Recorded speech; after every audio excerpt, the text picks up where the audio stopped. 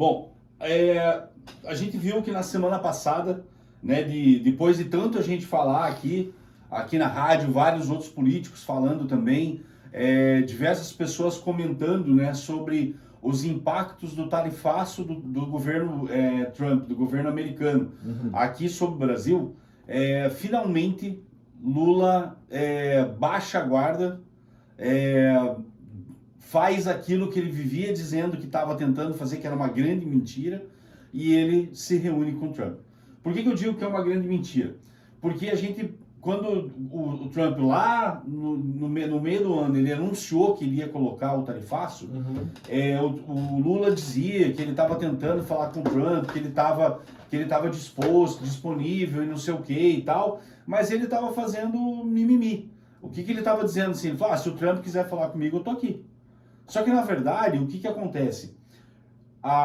O tarifaço que foi colocado pelo governo americano aqui no Brasil, ele afetou e muito a economia do Brasil. E aqui no Paraná nós somos muito afetados também, ou principalmente, na questão da madeira. Porque nós somos exportadores de madeira para os Estados Unidos. Material, né, de madeira, produto feito de madeira para os Estados Unidos. Então, o estado do Paraná e várias cidades são quase que dependentes dessa exportação para os Estados Unidos. Só que quando você for analisar, quando você vai analisar a importância do Paraná para o mercado americano, ela é ínfima. Porque os Estados Unidos, eles importam também esses produtos de madeira de outros países. Sim. Então, enquanto o Paraná, o Brasil, é dependente dos Estados Unidos para exportação disso, os Estados Unidos não é dependente do Brasil para importação. Então, isso colocava e mantém o Brasil numa posição muito ruim na mesa de negociação. Porque daí você diz o seguinte, não, eu tenho necessidade de exportar, mas os Estados Unidos não têm a necessidade de importar. Então, a importância disso para esse mercado é muito diferente. A balança ela fica desequilibrada em nosso desfavor. Sim. Bom, aí o que acontece? A gente fazendo pressão, aquela coisa toda, precisa ir lá, precisa conversar, precisa sentar. O Lula dizendo que tinha mandado não sei quem para entrar em contato, só que a gente percebeu que isso era uma grande mentira. E a partir do momento em que o Trump encontra o Lula naquela agenda da ONU nos Estados Unidos, aí inicia tudo isso. Um diálogo. Esse início de diálogo. Então, o Itamaraty vai lá para os Estados Unidos, ele senta lá para conversar com o Rubio, aquela coisa toda, e o Rubio, até onde a gente sabe, ele colocou as cartas na mesa. Ele falou, olha, para a gente conversar sobre questão do tarifaço, a gente vai ter que conversar sobre o comportamento do teu ministro chamado Alexandre de Moraes lá no STF. Porque isso não está legal, vocês estão fazendo um cerceamento da liberdade de expressão dos brasileiros, e a gente precisa colocar isso na mesa. Sim. Lula senta com Trump no final da semana passada em Kuala Lumpur, lá na Malásia. E eu não sei se as pessoas que estão nos ouvindo, Bispo, elas perceberam ou puderam acompanhar isso, mas na entrevista que foi feita lá com o Trump com o Lula, os jornalistas perguntaram para o Trump sobre a questão do Bolsonaro. O Trump falou que ele tem o Bolsonaro em alta conta.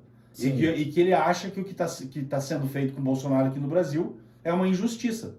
E aí um jornalista pergunta para o Trump, mas esse assunto está na mesa? E aí o que o Lula fala?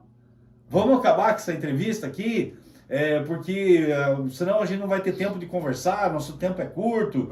Então aí depois da nossa conversa, a gente dá a entrevista ou não. Ou seja, Lula foi sabonete de novo. Porque todo mundo sabia que não ia ter entrevista depois e foi o que aconteceu. O Lula acabou com aquele momento de perguntas que o Trump estava deixando rolar. E aí o Lula acaba com aquilo, dizendo que ia dar a entrevista depois e escapou da entrevista, na verdade. Né? Mas o Trump deixou o recado. Ele deixou o recado ali. E o que nós temos de novidade em relação a essa conversa do Trump e do Lula? Nenhuma. Nada. Ou seja, o Lula foi lá para fazer política. Lula foi lá para fazer mais do que ele já estava fazendo. Mentir e dizer que ele está lá disposto, aberto a sentar para negociar com o Trump. Eu não concordo com o tarifaço. Eu sou contra o tarifaço. Eu acho que isso foi um grande prejuízo que o Brasil está sofrendo e, obviamente, que nós paranaenses também, que somos um país, um estado eminentemente agrícola, né, e que já deixou de exportar commodities já faz um tempo, e hoje nós somos a terceira maior indústria de transformação do Brasil. Isso mostra a vocação do Estado do Paraná, que agora é pegar produto e transformar em alguma coisa, e daí exportar. E quem que sente primeiramente quando se coloca um tarifaço desse? Esse tipo de economia, que é a economia de transformação. Agora, quando você olha para essa questão do porquê que foi colocado o tarifaço, eu não tenho sombra de dúvida que 100% da culpa disso se chama Luiz Inácio Lula da Silva, a gestão dele sobre o governo do Brasil e o conluio que ele tem com a STF. A culpa é deles. A história vai mostrar que a culpa é deles sobre o tarifaço. É prejudicial ao Brasil? Sim. Eu concordo com isso? Não. Mas existe um culpado, sim. E se chama governo brasileiro. E outra questão que a gente tem que deixar muito claro também, e que a gente não pode esquecer, é que o governo Lula ele tem demonstrado claramente que ele não é favorável ao setor produtivo. Ele tem demonstrado isso de diversas maneiras. A primeira é esse comportamento que ele tem em relação à questão do tarifaço. E o segundo comportamento que eu posso comprovar que ele não é a favor do setor produtivo é em relação à questão dos impostos. A questão da forma como ele tem taxado o setor produtivo brasileiro. Sim. Um imposto novo a cada 37 dias, desde 2023. Eu vou repetir isso porque isso é um absurdo. Um imposto novo a cada 37 dias desde o início do governo Lula.